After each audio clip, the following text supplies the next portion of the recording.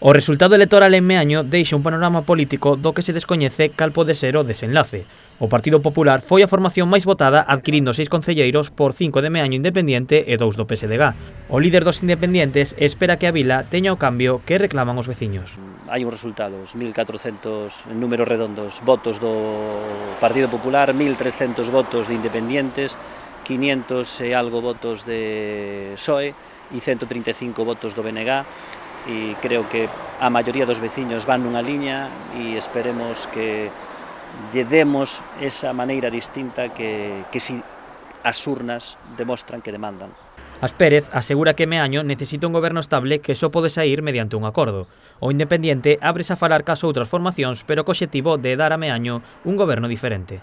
Para gobernar dunha maneira estable é necesario un acordo, eso habrá que empezar a traballalo, habrá que empezar a ver as opcións e por agora o que estamos é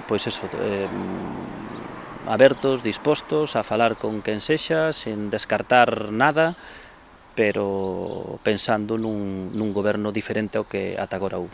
Para o PSDG meañés, o único cambio na vila sería se eles gobernasen. Ana García considera que tanto os intereses como a maneira de mandar do seu partido é totalmente oposta á das outras formacións. A líder socialista asegura que non pactarán con ninguén.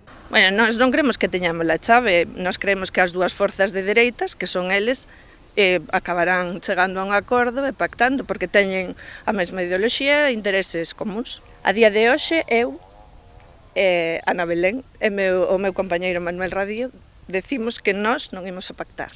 Os socialistas tamén están abertos a dialogar, pero mantendo a súa postura de non pactar. Nós estamos abertos ao diálogo. De feito, as outras formacións puxéronse xa en contacto con nós e nós vamos a escoitar a todo o mundo. Pero Manuel e eu non vamos a pactar con ninguén. Ambos candidatos adiantaron que as negociacións comezarán a próxima semana.